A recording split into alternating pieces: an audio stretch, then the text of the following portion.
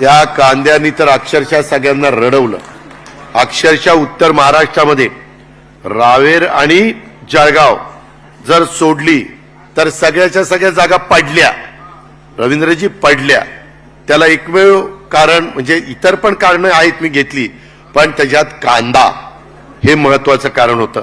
आम्ही पण त्यांच्याशी त्या ठिकाणी बोलतोय, त्या बाबतीमध्ये देखील आपल्याला व्यवस्थित मार्ग त्या ठिकाणी काढावा लागणारच आहे आणि तो आपण काढतोय।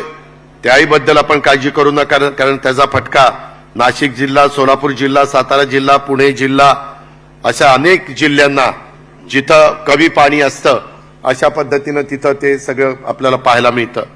मित्रांनो, एकंदरीतच दुष्काळी परिस्थिती होती, मध्ये आचारसंहितेमुळे आम्हाला बैठका पण घेता येत नव्हत्या, तरी पण रेकॉर्डवर न घेता टँकर सगळीकडे चालू आहे का